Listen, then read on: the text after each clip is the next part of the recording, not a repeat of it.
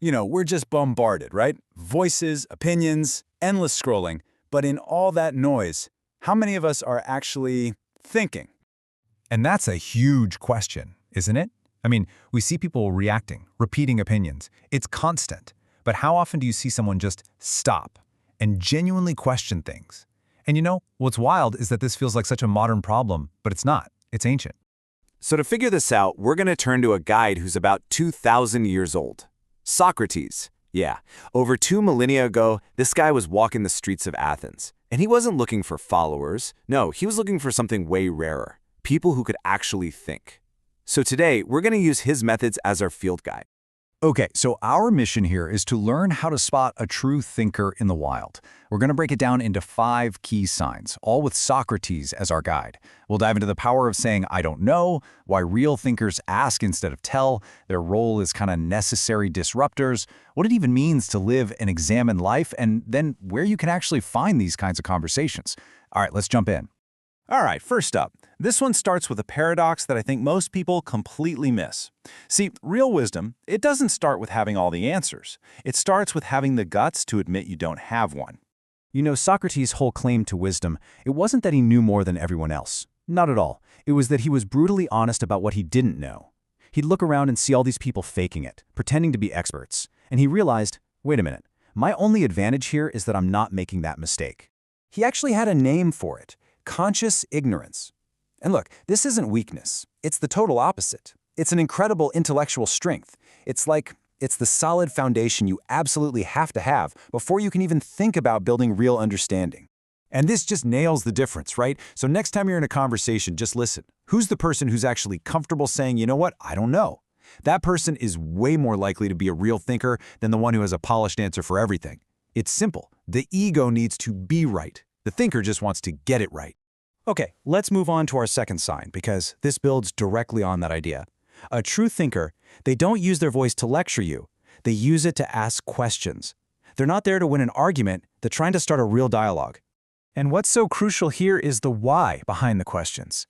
These aren't gotcha questions, They're not designed to trap someone. They come from a place of real, honest-to-goodness curiosity. And it takes some vulnerability, right? To be the person who asks that clarifying question, risking that you'll look like the only one who doesn't get it. So when someone in a meeting pipes up and says, hang on, can someone explain why we do it this way? Pay attention. That person is thinking. This is just such a fundamental difference in approach. An ego walks into a debate like it's a battle, right? They've got their talking points all lined up. But a thinker? They walk in like it's an exploration, armed with questions. One wants to conquer territory. The other wants to discover new lands. And here it is, the ultimate tell. When you hit them with a fact that totally contradicts their view, the ego immediately gets defensive. But the thinker, they get curious. A simple phrase like this one is one of the clearest signs you've found someone who actually cares more about the truth than about being right. Okay, this brings us to our third sign, and I'll be honest, this is the one that can make thinkers a little, difficult to be around sometimes. They don't just passively observe the world, they actively challenge it. They create a little bit of healthy friction. So why is that? Why do their questions sometimes feel so pointed? It's because they refuse to let comfortable, lazy beliefs just lie there sleeping. They're the ones who poke them with a stick to see if they're even real. Socrates had this absolutely brilliant metaphor for what he did in Athens. He looked at the city and saw this big, powerful, but kind of lazy horse. And he said, I'm the gadfly. I'm the annoying little fly that's constantly stinging it to keep it awake and keep it moving. Now, the gadfly isn't just being difficult just to be difficult. No, their purpose is vital. It's to prevent us all from getting intellectually lazy. They're the ones challenging popular narratives, calling out hypocrisy, not to cause chaos, but to force awareness. And that takes real courage. A true thinker gets that truth is way more important than a popularity contest. Just think about Socrates. He stood by his principles even when it literally cost him his life. A real thinker keeps going because they're committed to something way bigger than just being liked. So, we've talked about what thinkers do on the outside. Now let's go a little deeper and look at their internal compass. What's really driving them? Well, it all comes down to a core philosophy about what actually matters in life. This is probably the most famous thing Socrates ever said, and it gets right to the heart of this whole mindset. A thinker just refuses to live life on autopilot, you know? They're constantly reflecting, questioning their own assumptions, always searching for meaning. They live deliberately. And this chart here just lays out the different priorities perfectly. I mean, look at it. While so much of our society is chasing wealth, status, just following the crowd, the thinker is on a totally different quest.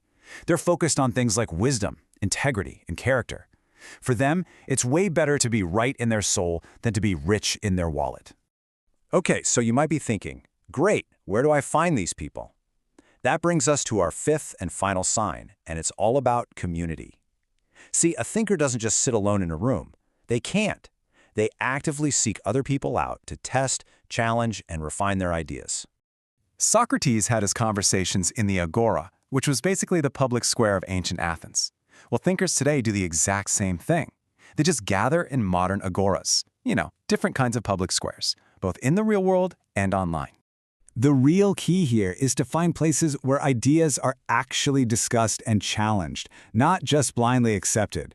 The goal isn't just to find smart people, it's to find environments that encourage tough, good faith dialogue. So whether that's a book club that really pushes you, a university forum, or even a really thoughtful online community, that's where you find the conversations that are going to sharpen your own thinking.